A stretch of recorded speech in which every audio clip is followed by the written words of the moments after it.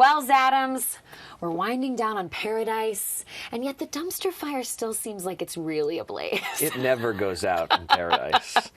It's the eternal flame. It's the eternal flame of a dumpster fire. Yeah. I love that. So what we have just seen on Monday night's episode is Dean appearing to possibly be about to break up with Caitlyn. Yeah, he's living up to that mustache, I feel like. I thought the mustache hopefully represented growth. Like, he literally grew the mustache and Yeah. he grew up, but now I'm feeling differently. No, I think the mustache represents creepiness, and that's what's happening. Is Okay. he's like turning back to like his old ways. I don't know, man. I love Dean so much, but like, yeah, he's falling back into like old Dean stuff. I feel like that's the vibe that a lot of people in Bachelor Nation have with Dean, perhaps even including myself, which is, Yeah. I love him, but he kind of does some not cool things. Somehow he like is charming enough to get away with some of it Yeah. more than some people might be able to. I know, when he was like, I'd be a terrible boyfriend.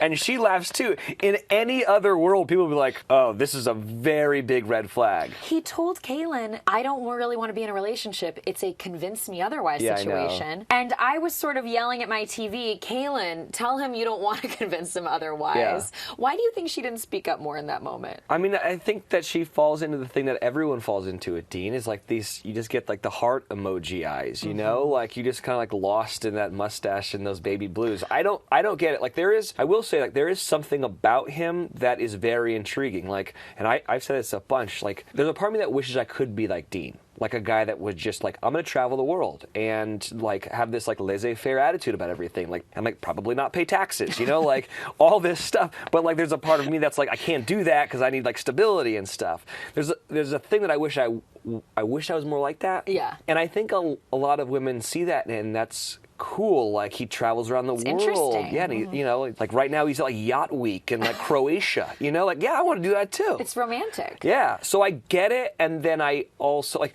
that whole scene of, like, Demi and I talking to her is like, dude, you know what's going to happen, right? Well, like, I wanted to ask you about that because, I mean, we have not seen Dean make Caitlyn any big promises, but Yeah. we have seen him turn down other dates. Yes. He seems to be being sweet to her. So what made you say to Caitlyn, hey, don't trust this? Like, did you believe that Dean had changed or no? I mean, I think I hoped he had, but there's also just so much precedent with Dean, you know? Like, it's just, it's almost like prove me wrong otherwise, Dean. And we'll see if he does it or not this season. It seems like Dean breaks up with Caitlyn on her birthday. That's what it seems like. He's got a bad track record when it comes to birthdays at Paradise. Yeah. I don't know if you remember, I guess it was a couple years ago when I think he gave Danielle D'Lo Lombard that piece of cake. Yeah.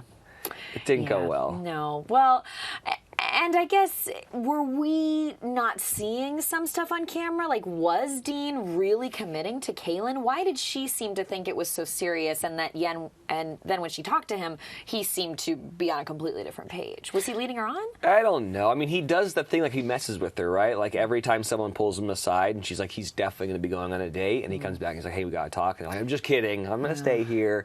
So I feel like he's constantly keeping her on her toes, which is making her not feel very confident in their relationship. Yeah. And then, of course, everyone's like, it's Dean. You know what's going to happen. Have you know? talked to Dean about this? I mean, you're there in Paradise. You're telling Caitlyn to call him out. Have you talked to him outside of the confines of the show and been like, dude, what's up?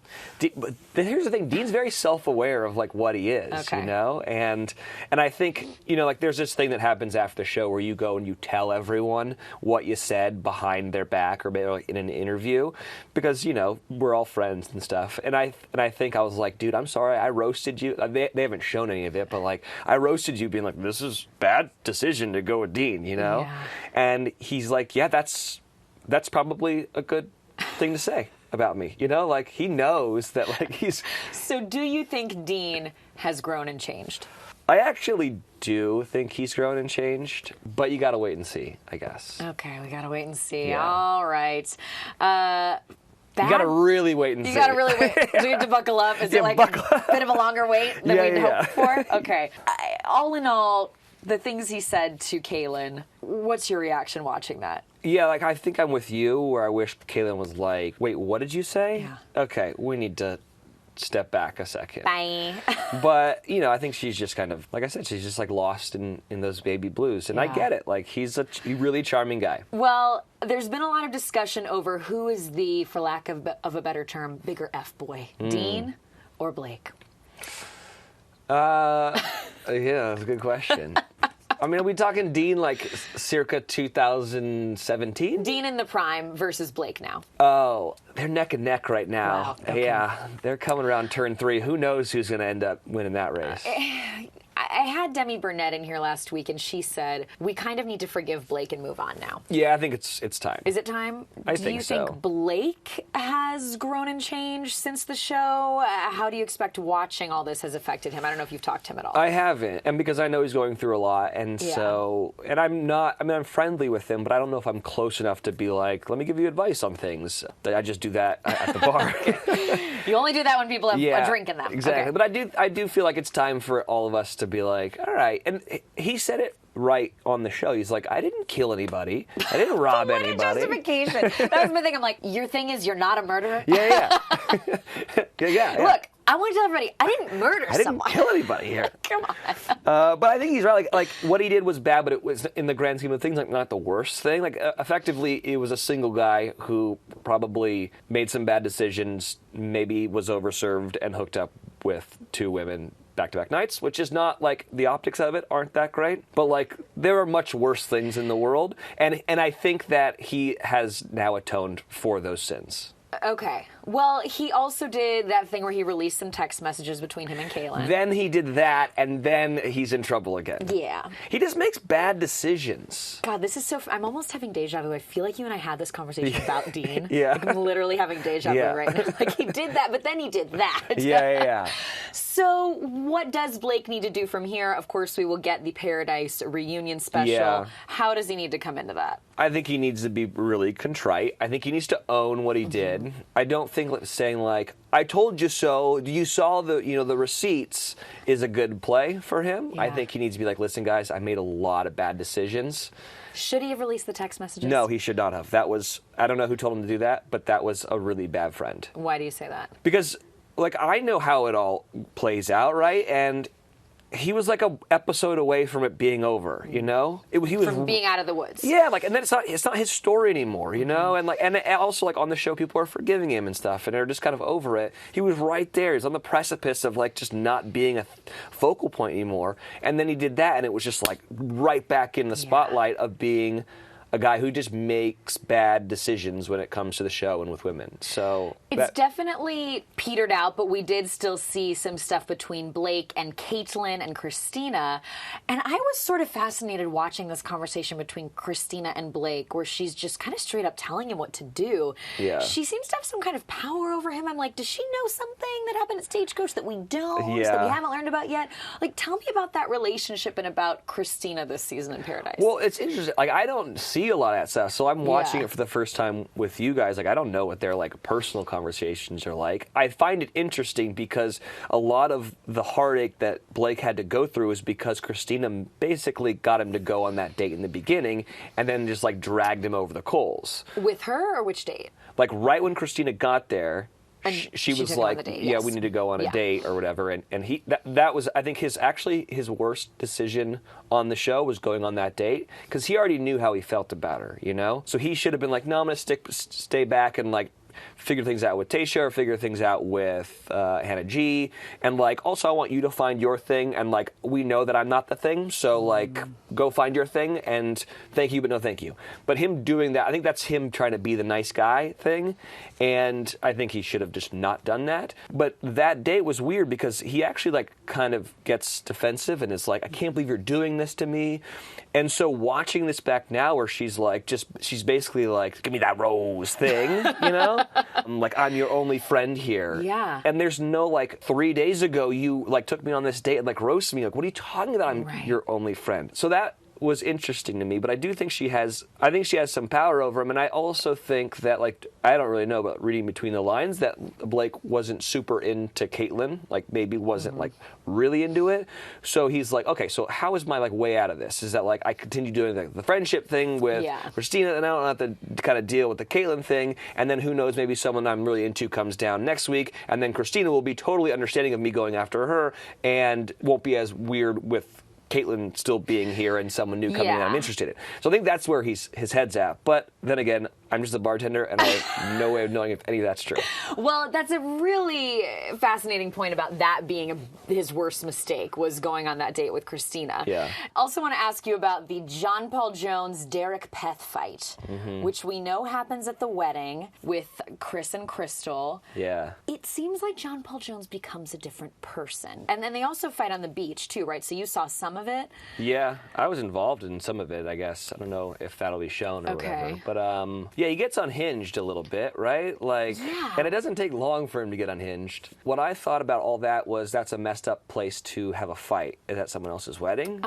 Like, know the room, and, like, don't do it at a wedding, you know? Like, that I think was what I liked least about it. What bugged me about that fight was there's not a whole lot of evidence to confirm what John Paul's saying about Derek. He starts saying that Derek is a guy who just hooks up with girls and that he's not a good guy. He doesn't respect women. And we saw an incredibly respectful Derek with Demi just episodes ago, so it's very out of left field. That's what I said. I was like, it doesn't make any sense to me. Like, so Derek's track record is he was on the show with me, and he got dumped by JoJo.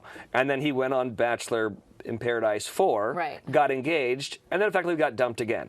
And then now he comes on this one, and he gets a new relationship, and he gets dumped again. So I don't know how if anything, he's a terrible dater and not a womanizer. I mean, what would you say to John Paul Jones saying he doesn't respect women and he's just hooking up with women? Well, and that's what I think sucks for John Paul Jones, because he doesn't able to see like Derek's like extremely respectful conversations with Demi. But even aside from that, you're friends with Derek. Like, is that the Derek that you know, the one that John Paul Jones is talking about? No, it doesn't make any sense. And I think I said it. I was like, there's no evidence to back up what you're saying. Yeah. And that's when you're like, okay, are you just coming unglued to come unglued? That continues on like through the season, so I don't want to say too much about it. But yeah, that was a very interesting like play, I thought. Well, it's making me wonder, because there's been this rallying cry for Derek to be the Bachelor. Yeah. I don't know if it will. Led by me, by the way. Hey, I think it's there. Yeah. And there might, I don't know if there will be a turning tide on it at all after all this. But I do want to ask you about the Bachelor thing, because obviously the people everybody is talking about are Derek, Mike, Peter Weber. I think Tyler Cameron's booed up with Gigi Hadid. He's out. Good for him. I want to ask you about Mike, because I think everybody would be super excited to see the first African-American Bachelor. But it's interesting to look at Mike, because he's in a similar situation to Colton Underwood. He came off Bachelorette, he was on Paradise, and it's like, could he be the Bachelor? Yeah. What do you think about how Mike handled Paradise, and will this potentially put him in a place to be Bachelor? I mean, I don't really know, because I'm not in like those meetings. I think that. But you're rooting for Derek. You're not rooting for Mike, so that's interesting to me. Well, I'm rooting for Derek because, like, can the kid catch a break? You know, like that's kind of my thought on it. And I also I thought the way that he handled that Demi thing situation was. I say this honestly. I don't know if there's anyone from Bachelor Nation that would have been able to do what he did as well as he did. We're all selfish beings, and if we're getting hurt, like, I think that we'd inevitably get angry, and Derek had the wherewithal to like step back and be like, whoa, okay, hold on, this is big, and I need to handle this with kid gloves. And so I was like, man, if that's not like Bachelor stuff, then I don't know what is. And he's like 32 and like got a normal job. Like he's like I think he's a good. He's checking all the boxes. He is. Yeah. For Mike, I don't really know. I think he would be a great Bachelor. He's got like a 1,000,000-watt smile. He's tall as a house. Like he's 31. He's got a job. Totally. And he's like I think he's a vet. You know, like or he was a veteran. Yeah. So like nothing but a mad respect for him. I think that what people fail to grasp is you have to build a show around that person, and I don't know if he's ready for it just in terms of the spotlight being on him that much. And the only reason why I say that is because when you watch back, he's just not on the show a lot. We haven't seen him much on Paradise this season. I mean, Colton we saw crying every 30 seconds. All the time, exactly. And so that had made me wonder, I mean, when you're sitting there on the beach, like, he's just not in the plot and in the drama a lot. And that is the question mark that's been raised in my mind when I'm thinking about producing a television show. Yeah. And I think that's what when you hear like the producers are leaning towards one or the other, like they'd be a good lead or whatever. Right. I think that's what they're saying is you have to remember, yes, everyone deserves love, and it would be so great if everyone could do it on this nationally televised show. But who's going to be able to like handle all of the because it's not just dating people. There's a lot of pressures that go on around it, and I wonder if they're like, he's great, but he's not ready for that quite yet. Where do you fall on Peter Weber, Pilot Pete? I don't know the guy. I don't know the guy. I don't know. I mean, he seems like a nice guy. Right. He's a pilot. That's cool. I mean, there's going to be so many, if he's the Bachelor, so many like flying around dates, you know? Yes, true. I don't make that kind of money to make those decisions. And here's the thing. They've been really good like at choosing who the leads are. So like for the most part, like, I can root for my friend as much as I want, but like they know what they're doing. Like Hannah and Colton were both phenomenal seasons. Like home runs. Yeah. So like they know a lot more than I do. So I trust them. I think that I'm sure anyone would be great.